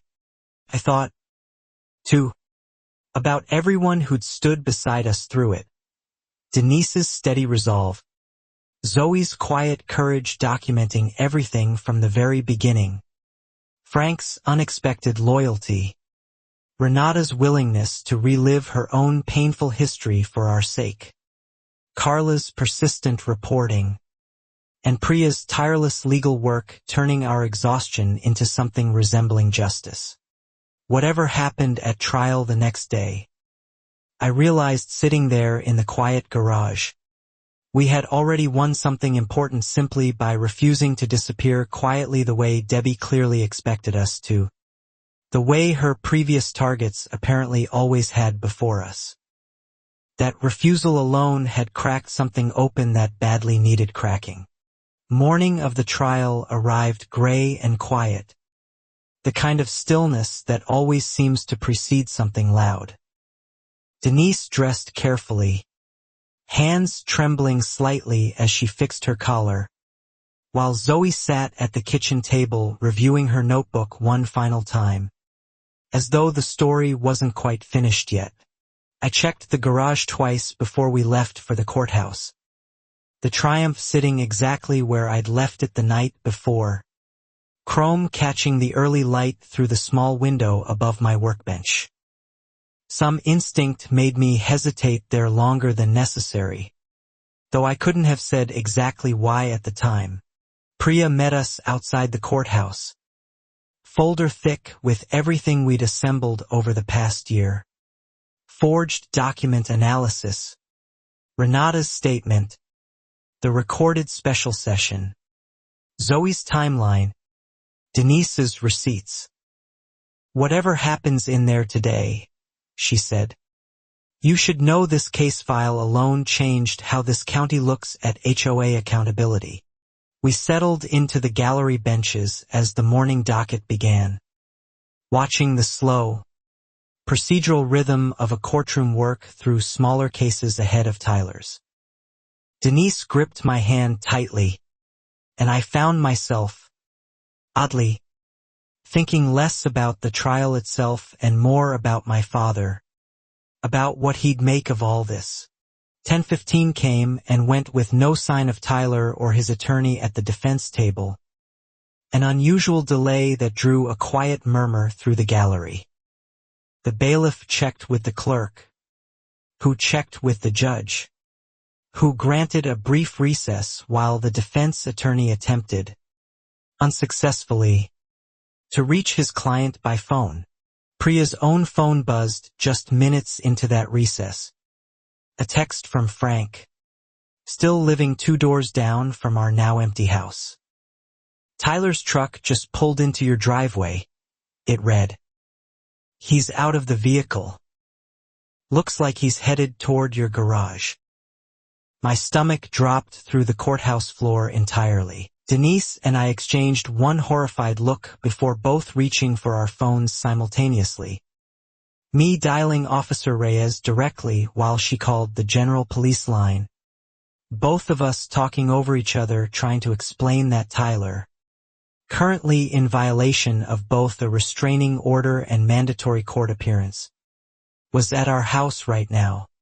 Reyes, thankfully, was already near our subdivision on routine patrol, having apparently anticipated something like this might happen given Tyler's pattern of ignoring every previous boundary set against him. I'm 2 minutes out, he said over the phone, voice tight with the particular urgency of someone who understood exactly what was at stake. Frank, meanwhile, stepped out onto his own porch, phone raised, recording everything unfolding across the street with the same instinct that had made him such a valuable ally throughout this entire ordeal, capturing Tyler forcing the garage's side door with a crowbar, the lock finally giving way after months of failed attempts. I sat frozen in that courthouse hallway, utterly helpless, forced to listen through a phone call as Frank narrated events I couldn't reach in time. Watching my father's motorcycle, the one thing this entire year-long nightmare had circled around from the very beginning, become vulnerable in the exact moment I was furthest away. He's got it upright, Frank said, voice tense but steady. He's trying to get it started. Doesn't look like he knows how the choke works on something that old. A strange, almost hysterical relief flickered through me at that detail. Whatever else happened, Tyler clearly understood far less about that motorcycle than he thought he did. Priya, thinking faster than any of us in that moment, alerted the judge's clerk directly, explaining that the defendant appeared to be actively violating a restraining order and attempting theft at the victim's residence while his own trial sat delayed for his absence. Information the judge, once informed, took with visible, immediate seriousness. Reyes's patrol car, according to Frank's continued narration, turned onto our street just as Tyler finally managed to get the Triumph's engine sputtering weakly to life, clearly unfamiliar with its temperamental old carburetor, revving it clumsily while trying simultaneously to walk it backward out of the garage toward the open driveway beyond. He seized the cruiser, Frank said, breathless now. He's not stopping. I closed my eyes in the courthouse hallway, gripping the phone so tightly my knuckles ached. Picturing my father's motorcycle, finally finished, finally whole again, being dragged clumsily toward a street it had no business leaving under these circumstances. Denise grabbed my free hand, both of us standing frozen together in that hallway, caught in the strange, suspended helplessness of hearing something enormous unfold in real time from miles away, unable to do anything except listen and wait for whatever Frank described next through a phone connection that suddenly felt achingly inadequate.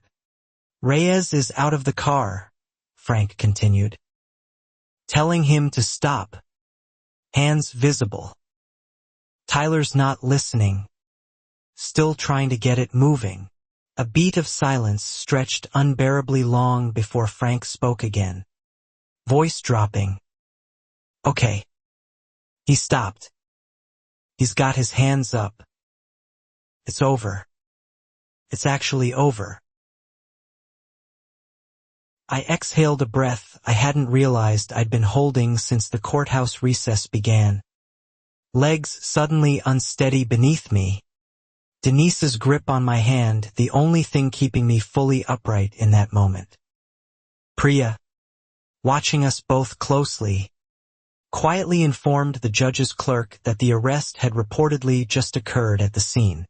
The judge, once fully briefed, called Tyler's case back into session immediately, now with an additional charge forming in real time: attempted grand theft, restraining order violation, and failure to appear. 3 separate legal problems compounding within the space of a single reckless morning driven entirely by his own desperate, entitled impulse.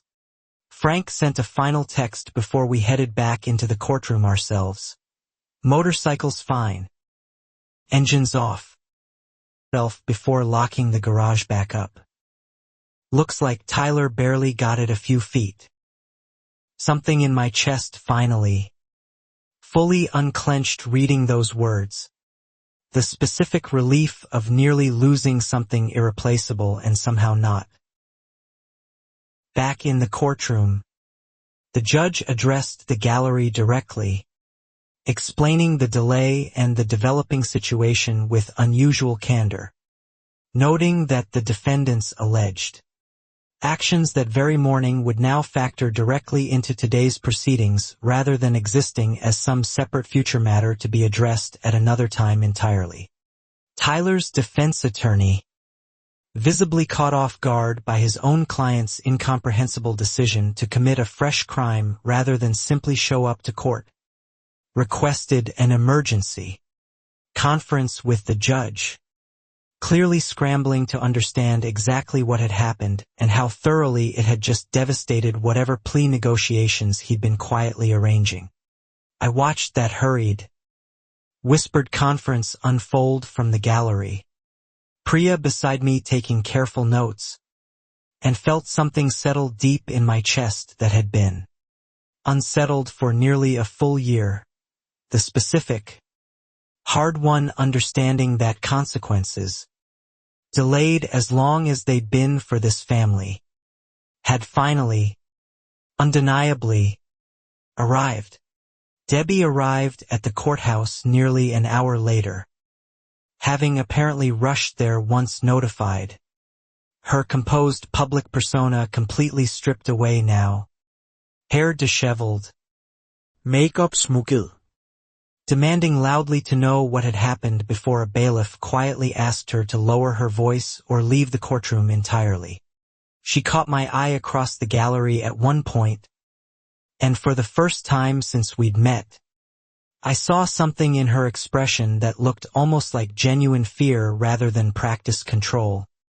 The fear, I suspected, of a woman finally understanding that neither her position nor her son's recklessness could protect either of them any longer. The judge, once briefed fully by both attorneys, set a new arraignment date to address the fresh charges from that morning, denying the defense's request for immediate bail. given the clear pattern of escalating restraining order violations, effectively meaning Tyler would spend at least the coming days in county custody rather than at home. Denise finally allowed herself to cry a little in the hallway afterward.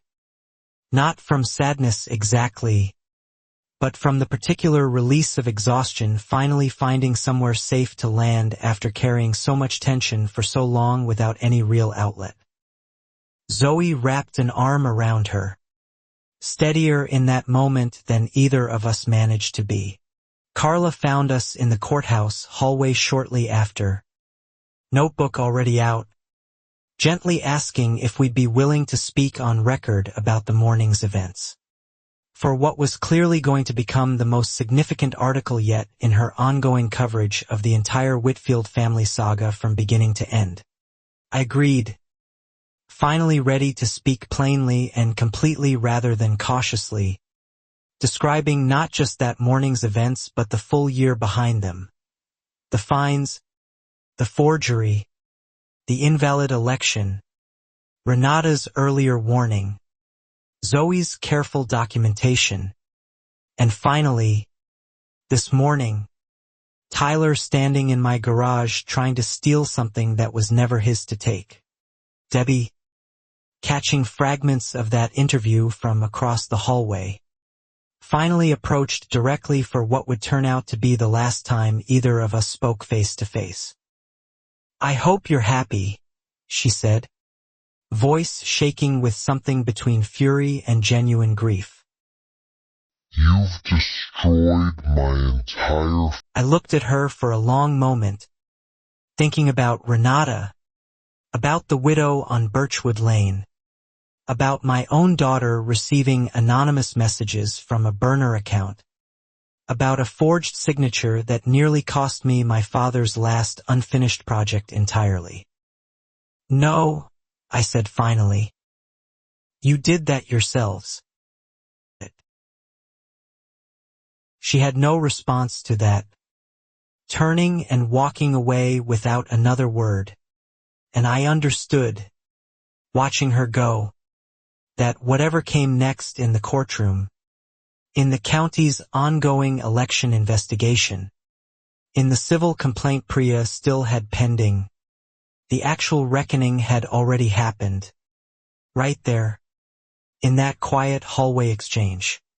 In the weeks following that hallway exchange, Tyler's public defender negotiated what remained of his case down from a full trial to a plea agreement, one considerably harsher than anything originally on the table before his disastrous decision to skip court and attempt theft in broad daylight instead of simply facing his charges honestly. He pleaded guilty to attempted grand theft, 2 counts of restraining order violation, and failure to appear, receiving 18 months in county custody along with 3 years of probation, a sentence the judge noted explicitly reflected a clear and troubling escalation pattern rather than a single moment of poor judgment. During sentencing, the prosecutor revealed something none of us had known before.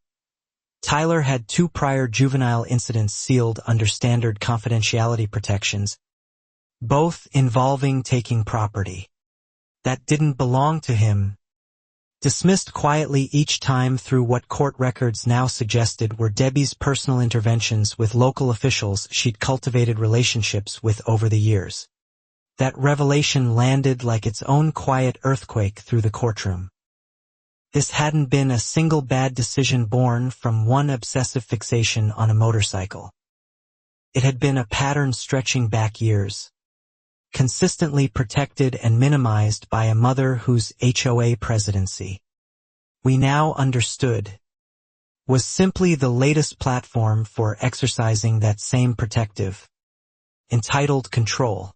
Priya later confirmed, through additional discovery in our civil complaint, that at least one of those sealed juvenile incidents had involved a neighbor's car stereo in Debbie's previous subdivision, the same neighborhood Renata had described, meaning Tyler's pattern of taking what he wanted had existed well before either the Triumph or our family ever entered his life.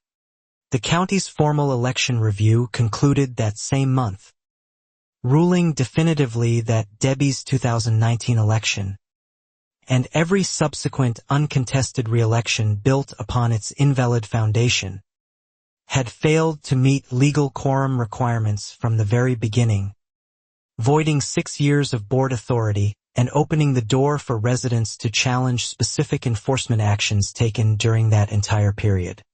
That ruling had sweeping consequences far beyond our own family's situation.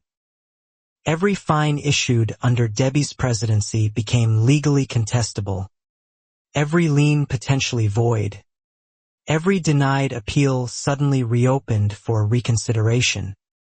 An outcome Frank's new interim board began methodically working through, family by family, starting with the households that had suffered most visibly and longest. The Alvarez family received a full refund for their garden gnome fines along with a formal written apology. Something they told us afterward mattered more to them than the money itself.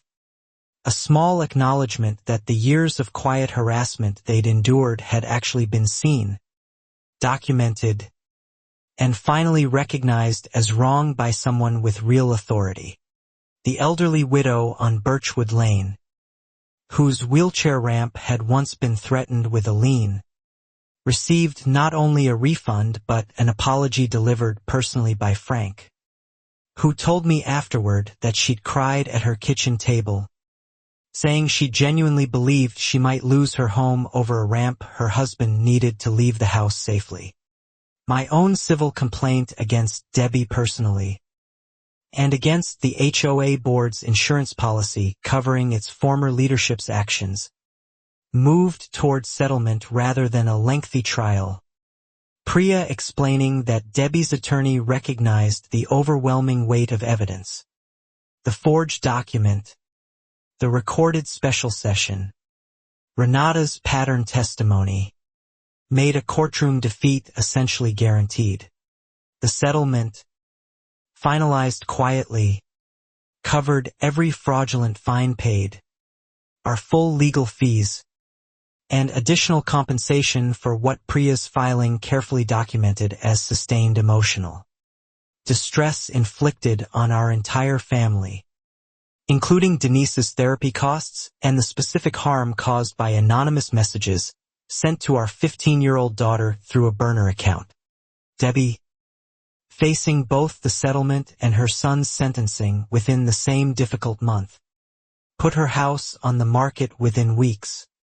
The same pattern Renata had described from years earlier, repeating itself one final time. A woman apparently more comfortable relocating entirely than ever genuinely reckoning with the damage she'd caused across 2 different communities now. Frank told me, half amused despite everything, that the new interim board received an unusual number of curious calls from a realtor representing a young family considering Maple Ridge Estates, specifically because of Carla's extensive coverage, wanting reassurance that the community's governance problems had actually been resolved rather than simply relocated to wherever Debbie moved next. I found myself, oddly, hoping whatever neighborhood eventually welcomed Debbie next would recognize the pattern faster than any of us had, that somewhere, someone had read enough of Carla's reporting, or heard enough of Renata's story to avoid repeating an entire year of quiet suffering before finally standing up to something that should never have been tolerated that long in the first place. Zoe's journalism project, expanded now to include the trial's outcome and the election ruling, won first place in the statewide student competition, her teacher calling it one of the most thoroughly documented examples of citizen accountability journalism she'd encountered from a high school student in over a decade of teaching the subject.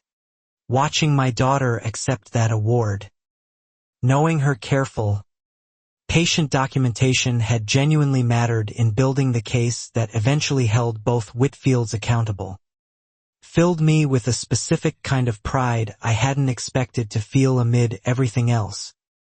A reminder that something good and lasting had grown directly out of an otherwise exhausting, frightening year. Carla's overall coverage of the Whitfield saga eventually earned recognition from a regional press association, cited specifically for demonstrating how local journalism could hold small, often overlooked institutions like homeowners associations meaningfully accountable, institutions that frequently operated with far less oversight than most residents ever realized until something like this happened to them directly. The forensic document examiner who'd identified the forged relinquishment signature testified briefly during the civil settlement proceedings, explaining in plain terms how the forgery had been constructed, tracing my actual signature from a payment receipt, evidence that would later be cited in a statewide bar association discussion about HOA governance reform legislation. That legislative conversation, sparked partly by our case and partly by several similar stories surfacing statewide once Carla's reporting gained wider attention, eventually led to a proposed bill requiring HOA boards to maintain independently verified election records and clearer appeal processes, a reform effort I followed with a strange, cautious hope that our year of suffering might prevent someone else's entirely. Renata called again once the settlement finalized, her voice noticeably lighter than it had been during our earlier conversations. "I finally feel like what happened to us actually meant something," she said. "Like it wasn't just something we quietly survived and moved past, but something that eventually helped stop her from doing it again." I told her honestly that her willingness to come forward, to relive a painful chapter of her own life for the sake of strangers she'd never met, had been one of the single most important pieces of evidence in our entire case, that without her account establishing the pattern, Debbie's specific targeting of our family might have looked, to outsiders, like an isolated incident. Tyler, from county custody, sent one letter through his attorney, addressed to me directly, an apology that read, even Priya admitted, as genuinely written rather than legally strategic, acknowledging for the first time any real understanding that he'd never had any right to the motorcycle, that his mother's protection had shielded him from ever learning that lesson properly before now. I didn't respond to that letter immediately, needing time to sit with whatever complicated feelings it stirred up. Forgiveness and anger tangled together in ways I hadn't fully anticipated. Eventually, months later, I sent a brief reply, not absolution exactly, but an acknowledgement that real accountability, however late it arrived, still mattered more than continued silence. Debbie's house sold within 2 months, and she moved, according to the community grapevine, to a different county entirely, far enough that Frank's contacts couldn't easily track whether history was quietly repeating itself somewhere new. I found myself hoping, distantly, that whatever community received her next had learned from our story before she ever arrived there. The new HOA election, held properly this time under full county oversight with verified quorum and transparent ballot counting, elected Frank Delgado as president, Denise as treasurer, and 2 other longtime residents as additional board members, a slate specifically committed to transparent, evenly enforced governance after 6 years of exactly the opposite experience. Denise approached her new role carefully, insisting on written policies distributed to every household, an actual appeals process with independent review, and a firm rule prohibiting board members from voting on matters involving their own family's direct interests, safeguards designed specifically to prevent anything resembling what our family had endured from happening to anyone else. I finished the Triumph's very last cosmetic detail that same week, a small brass plate I had engraved and mounted beneath the seat, Reading simply for Robert Webb, who taught me that some things are worth finishing properly, no matter how long it takes. My father's name, quietly permanent, on the bike we'd both once dreamed of completing together. I took it out for its first real ride since the break-in attempt on a clear Saturday morning. Engines settling into the same steady rhythm I remembered from childhood. Riding roads my father once took me down decades earlier. Feeling something settle inside me that had been unsettled since the very first HOA letter arrived over a year before. Denise and Zoe waited for me back at the house. Zoe's notebook now retired to a shelf in her room. A physical record of everything she documented from that very first suspicious find to the morning Tyler tried and failed to steal something that was never his. Proof, she said, that paying careful attention actually mattered. The wider neighborhood, still adjusting to genuinely transparent governance after 6 years under Debbie's quiet, arbitrary control, began slowly rebuilding a sense of trust that had eroded. Steadily over that entire period. Neighbors speaking openly at meetings now, no longer afraid that questioning the board might result in the kind of targeted retaliation our family had endured. I ran into Mr. a retired accountant whose memory of the original uncounted ballots had helped crack open the entire election fraud discovery. At the mailbox one afternoon. Never underestimate how much a paper trail matters, he told me, smiling. That's the thing about people who think rules don't apply to them. Rules always leave a trail eventually. Frank's board issued its first full refund report 6 weeks into the new administration, documenting over $40,000 in fraudulent fines returned to residents across the neighborhood, a figure that, once made public, drew quiet gasps at the community meeting, tangible proof of exactly how much financial harm one unchecked board president had caused over 6 years. Carla wrote a follow-up piece marking that milestone, framing it not as closure exactly, since real harm doesn't simply disappear once refunded, but as evidence that sustained, patient accountability work, journalism, legal action, and ordinary residents refusing to stay quiet could genuinely dismantle even deeply entrenched patterns of institutional abuse when enough people finally work together. I read that article sitting in my garage, Triumph parked beside me, thinking about how differently this entire year might have gone if I'd simply sold the motorcycle the first time Tyler offered to buy it, avoiding the fight altogether, and how many other families, the Alvarez household, the widow on Birchwood Lane, might have kept quietly suffering without ever knowing help was possible.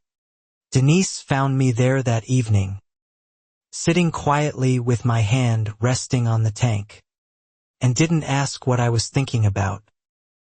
She just sat down beside me on the garage's old step stool, resting her head against my shoulder, both of us letting the quiet settle around us the way it hadn't been able to for over a year.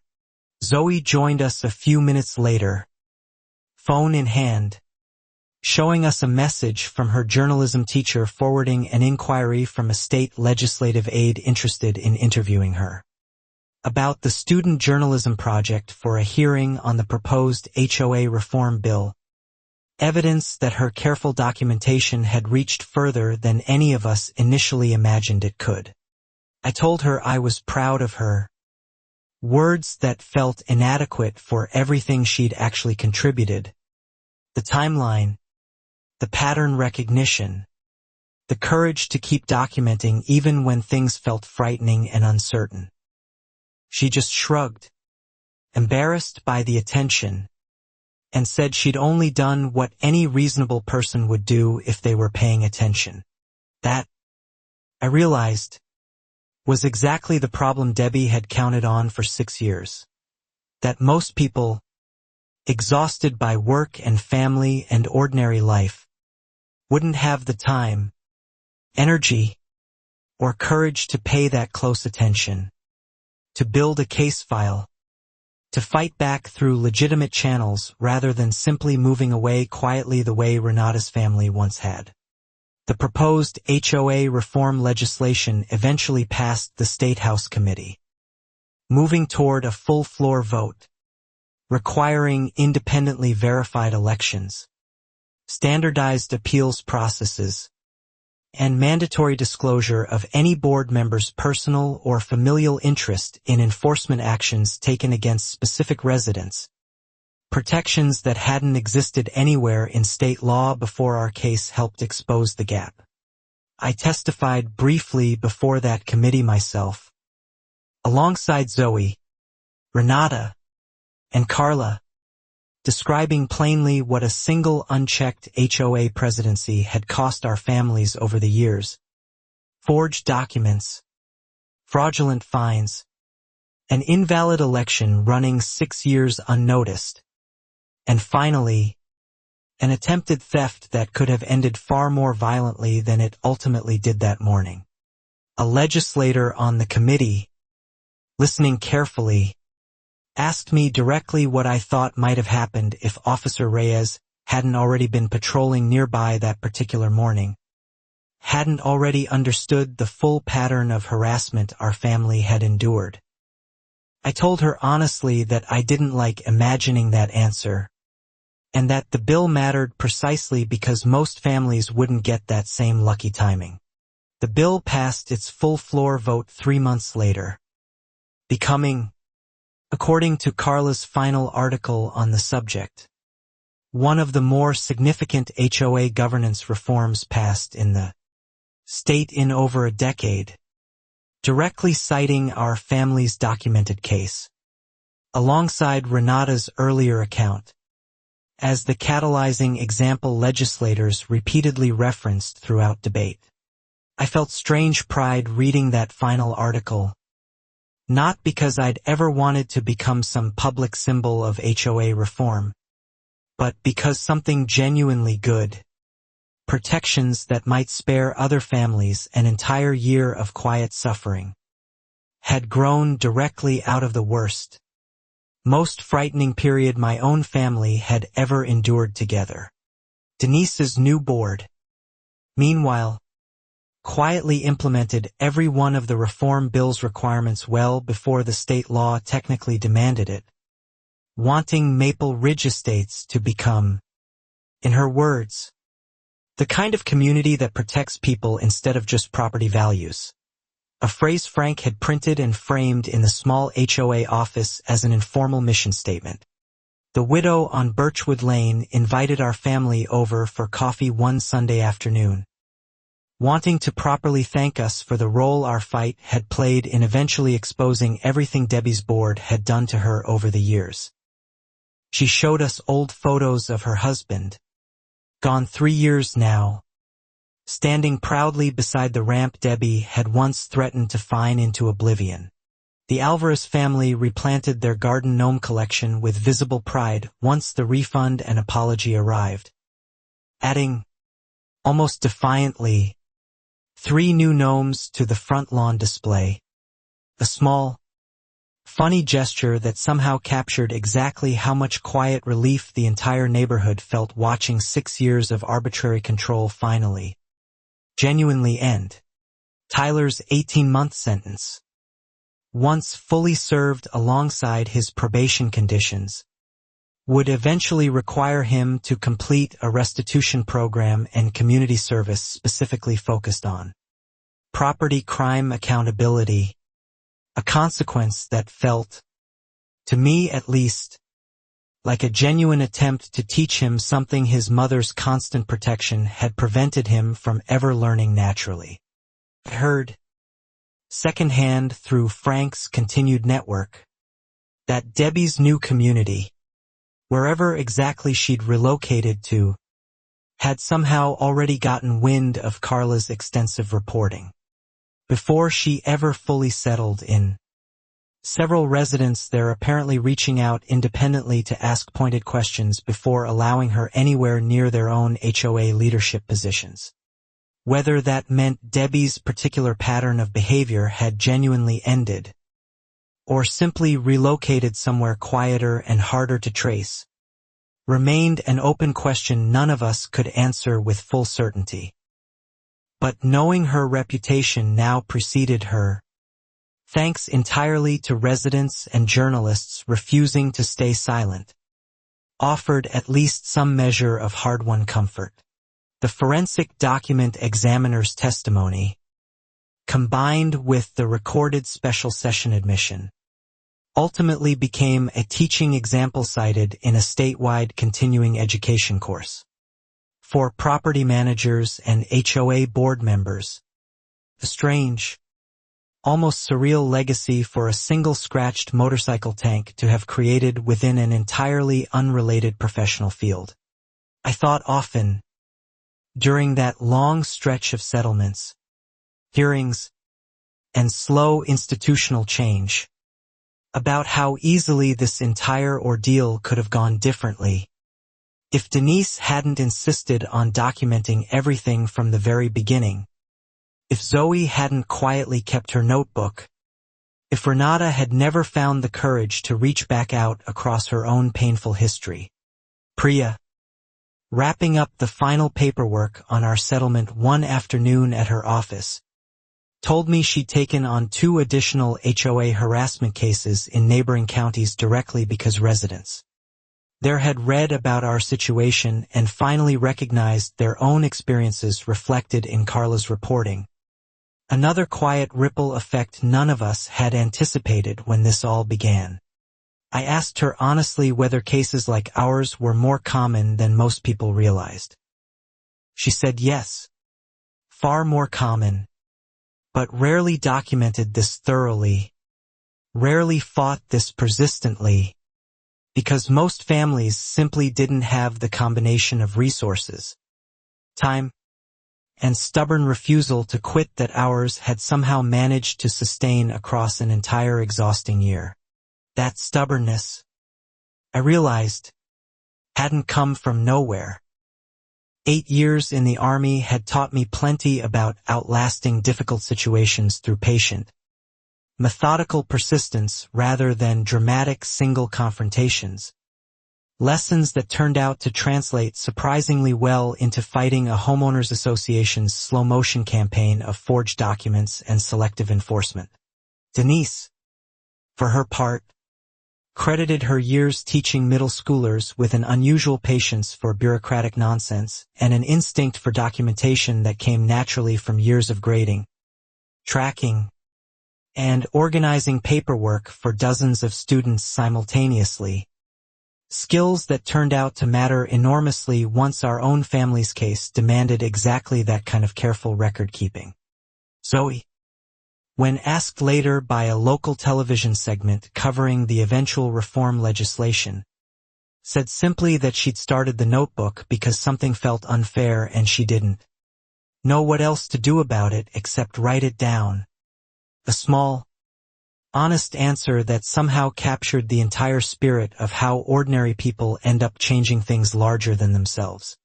I found myself thinking, more than once during that long year, about my father, about how he'd have handled watching someone try to take something that mattered to our family through lies and forged paperwork rather than honest dealing. I like to believe he'd have been proud of how we ultimately chose to fight it, patiently and completely, rather than quietly giving in. The triumph itself became something of a quiet local landmark by the following summer. Other residents occasionally stopping to admire it during my Saturday morning maintenance sessions. Several even asking about its restoration story.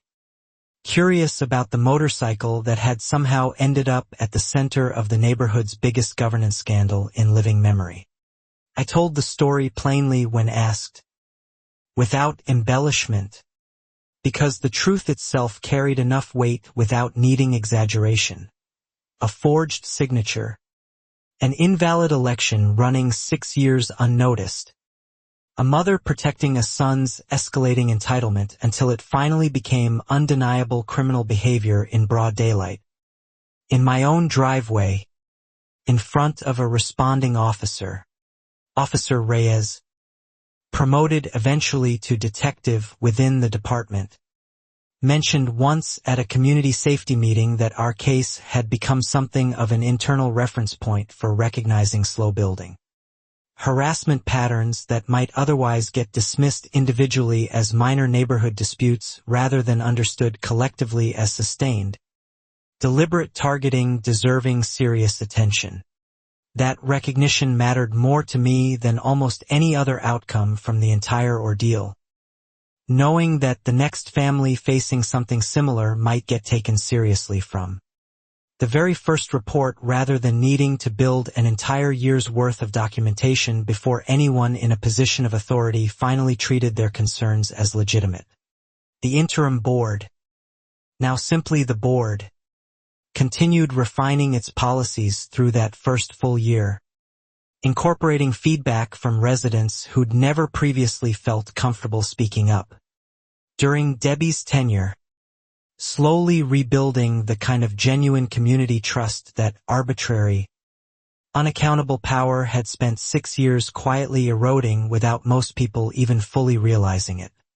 I attended those meetings regularly now, no longer out of necessity or self-defense, but out of something closer to civic investment, watching Denise and Frank build something genuinely different from what had existed before.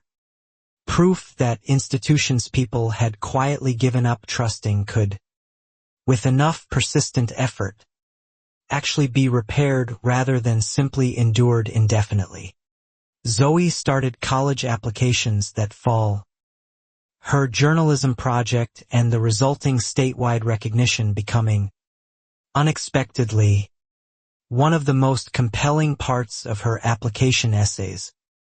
A genuine example of sustained civic engagement that several admissions officers apparently found more impressive than any standard extracurricular activity she might otherwise have listed.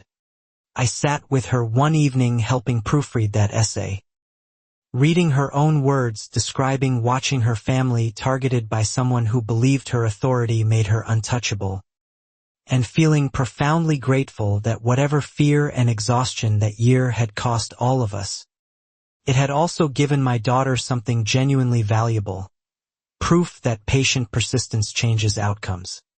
Denise's therapy sessions, still ongoing but far less frequent now, had shifted noticeably in tone over recent months, less about processing acute harassment and more about simply maintaining the healthy boundaries and communication habits we'd all developed out of sheer necessity during the worst stretches of that difficult year together as a family. I thought, riding the Triumph one final evening before winter set in for the season, about how strange it was that a simple motorcycle restoration project, meant purely as a quiet tribute to my father's memory, had ended up exposing forged documents, an invalid election, a pattern of enabled entitlement, and ultimately helped reshape state law for homeowners everywhere. None of that had been the goal when I first started tightening bolts in that garage over a year earlier. The goal had simply been finishing something my father and I once dreamed of completing together. Everything else, the fight, the exposure, the eventual reform, had grown entirely out of refusing to let that simple goal be taken from me unfairly. Carla's final comprehensive piece on the entire saga, published almost exactly 14 months after that first vague fine notice arrived in our mailbox, closed with a quote from Denise that I still thought about often. We didn't set out to change anything beyond our own driveway. We just refused to disappear quietly. Sometimes that's enough. Renata read that final article too, calling one last time simply to say she felt, for the first time in years, like the exhausting chapter of her own life finally had a proper ending rather than the quiet, unresolved retreat she'd been forced into originally, thanks entirely to a family of strangers who'd refused to accept the same fate. I stood in my garage that same evening, triumph gleaming under the overhead light, brass plate catching the glow beneath the seat, and allowed myself, finally, fully, to feel something like genuine peace rather than lingering vigilance. The specific, hard-earned peace of a fight that had actually, completely, ended in the right direction. A year later, the neighborhood looked and felt entirely different. Transparent board meetings, refunded fines fully processed, an actual functioning appeals system nobody feared using anymore. The Alvarez gnomes multiplied happily on their lawn, and the widow on Birchwood Lane's ramp remained exactly where it belonged, unthreatened by anyone. Tyler completed his sentence and probation quietly, moving to live with relatives out of state afterward. His letter to me the last direct contact either of us ever had. I never heard whether he genuinely changed or simply relocated somewhere. His history hadn't followed him yet. Some questions, I've learned, stay permanently unanswered. Debbie's name occasionally still surfaced in county HOA reform discussions, referenced now mostly as a cautionary example rather than an active threat. Her 6 years of unchecked authority becoming, strangely, one of the very reasons other communities started demanding better oversight before problems like hers could ever take root again. Zoe left for college that fall, her acceptance letter arriving the same week Frank's board announced its second consecutive year of fully transparent, unanimous elections. She hugged me tightly before leaving, whispering that she was proud of how our family had handled everything, a sentiment I felt entirely too emotional to properly answer back. Denise continued serving on the board, eventually stepping into the presidency herself once Frank's term ended, determined to keep the community's hard-won transparency intact for as long as residents trusted her to lead it. I never once saw her use that position the way Debbie once had. She used it exactly the opposite way. I kept riding the triumph every clear weekend, sometimes alone, sometimes with Denise on the back, occasionally past the old Whitfield house, now home to a friendly young couple who'd asked, genuinely curious, about the motorcycle story once they'd heard fragments of it from neighbors still telling it themselves. I never did give them the full story, just told them simply that the bike had belonged to my father, and that finishing it properly had turned out to matter more than either of us ever expected when he first bought it. Secondhand, the year I was born, decades before any of this began. Some fights start over something as small as a driveway and somehow end up reshaping an entire community's future. Not because anyone set out to change the world, but because refusing to quietly disappear, one documented fact at a time, eventually adds up to something far larger than the argument that started it.